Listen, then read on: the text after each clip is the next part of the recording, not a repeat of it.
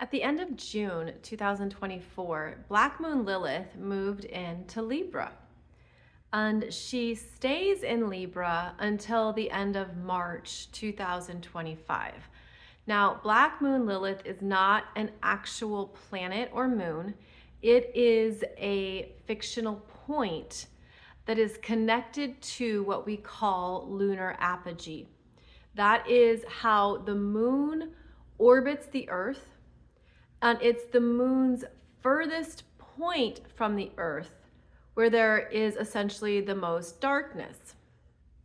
So when we're talking about Black Moon Lilith, we're talking about a point in the orbiting cycle, and it represents some things that are important to understand. And this is why I like discussing Black Moon Lilith. I know I haven't done a lot of videos on her at all, but I thought this could be helpful because now that Black Moon Lilith is in Libra for 9 months, which is how long she spends in each astrological sign, this energy is working with the eclipses. And the eclipses are also connected to the moon's path. So now we have this Black Moon Lilith energy entering into not only the conversations related to Libra themes, but also to eclipses where we are changing things up. So here's some things to understand about the energy of Black Moon Lilith. Now, as I said, it's the furthest point from the Earth. So when the moon goes to what we call lunar apogee, it's the furthest away, and then the gravitational force pulls the moon back, right? Because the moon never fully escapes. Doesn't escape the Earth. It doesn't escape that gravitational pull. So when you're thinking of Black Moon Lilith, think of being in a room or a space that's the furthest corner that has the most darkness. And at first, like the first visual I was getting around this is feeling like the energy can be quite low, because this is the parts of our emotional programming, our emotional self, that we want to keep in the darkness. We want that shadow self to be safer in the darkness. It's the parts of yourself that you don't always want other people to know about or to see in you. It's the part of yourself that I always feel this energy as it's that primal emotional response before consciousness sets in. So Black Moon Lilith is where we want tit for tat. We want revenge. Like someone says something bad about you, you want to say something bad about them. Someone does something to you, you want to get back at them for the same thing. It's kind of that energy of you have that emotional response before your consciousness realizes, now wait, is this a good decision? Is this the best use of my energy? And then as your consciousness rises, you realize, okay, I'm not going to do that. I don't want to say that. I don't want to put my energy into that. I don't want the karma of that, whatever it might be. And that's what Black Moon Lilith not only is representing for us, but we're learning how to manage those emotional expressions within ourselves more regularly and more often. And so even though at first I see this energy as kind of like a sulking child, because it's related to the moon, which can be our unconscious inner child that shows us what we didn't get as a child, or what we wanted and we didn't know what to do with it, or the emotional world we're inhabiting and experiencing on our own, especially on a bad day, especially related to your shadow self, and again, those primal reactions and responses. The more you understand this part of yourself, I then see that sulking child rising up and just owning it. Like, it's just how I feel about this. It's just what's running through me. It's just the response I'm working with. But there's a rising up that feels quite empowering when you bring greater consciousness to that Black Moon Lilith energy, because then a part of you is like, okay, that's what I'm thinking, that's what I'm feeling. I'm not going to do anything with it, but it is representing a part of my shadow self. Black Moon Lilith can be part of our wildness, where we just want to be wild and free without consequences, where we want to be able to unleash or not be tamed. And it has that, very big emotional component to it because she's connected to the moon.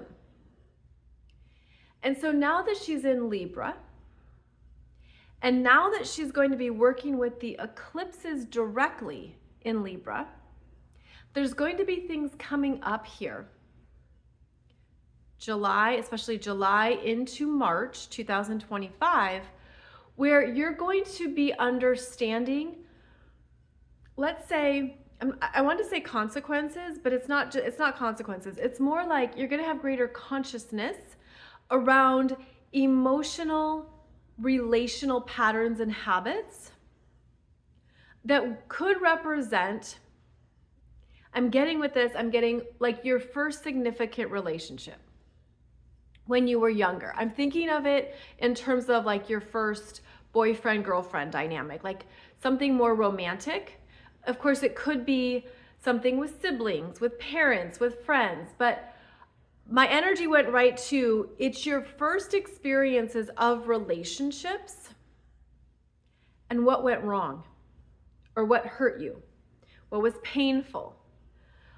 Something where you were, let's say you were a teenager or you were, a young adult, a youth, and you didn't know what to do with it because it was like these feelings you had for the first time, and maybe somebody wronged you, they hurt you, they betrayed you. There was something painful involved. And Black Moon Lilith in Libra can bring that up.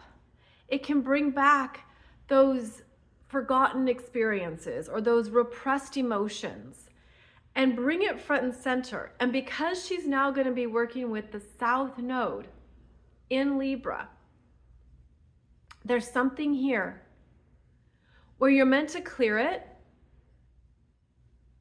You're meant to love her, this archetype, accept whatever her experiences were or whatever. It's like unresolved, because that's something else with that sulky energy. It's like it's unresolved something. The eclipses are saying you got to resolve it. You've got to grow from this and do it differently. And in Libra, bring it back into balance or equilibrium. Now with Libra, we often say the words diplomacy, negotiation, what is fair, what's equal. Well, why? Why do we do that? Because the world isn't fair. Relationships aren't fair. Connections aren't diplomatic. The way that we interact or share isn't always even.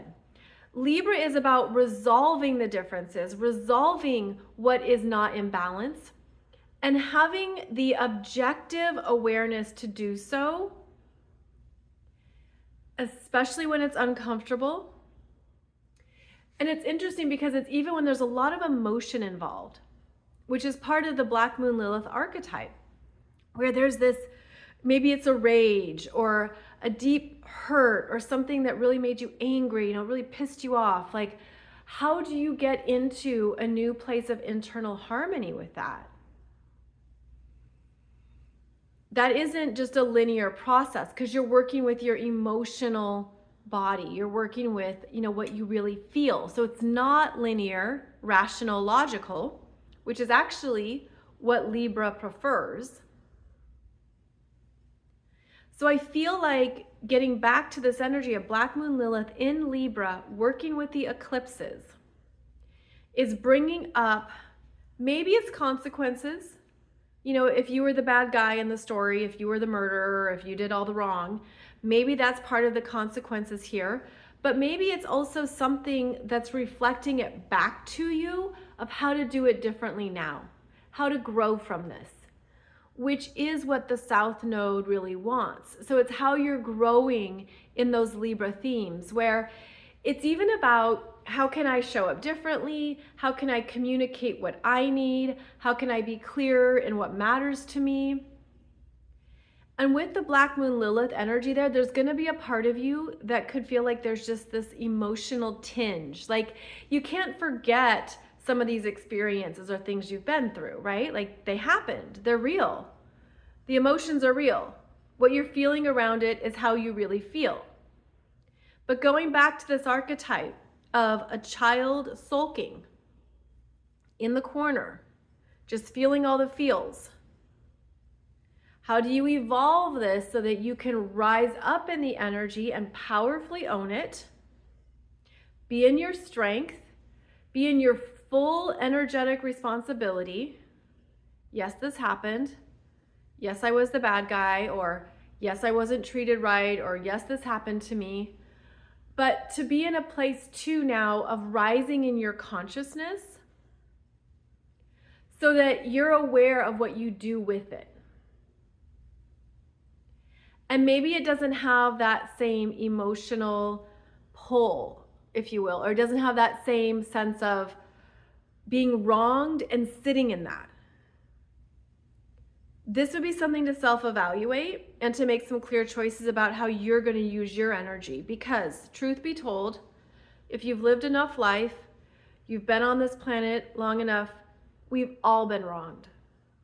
We've all had crappy things happen to us. We've all had other humans hurt us or piss us off or betray us or make us angry or all of that. We've all had that. And it's not what has happened to you, it's how you move the energy through you. How are you going to move it through so that whatever those old imprints are, they're not showing up and intruding upon healthy connections or good relationships or new starts that you're ready for. So I feel like this Black Moon Lilith is more powerful now in Libra, working with the eclipses, where we're going to have some very important choice points to make. And I feel like one of the bigger understandings is like you're going to see like, I'm not going to do that anymore. Or I don't want to stay that way. Or I want to improve this. I want to be better at this in my connections.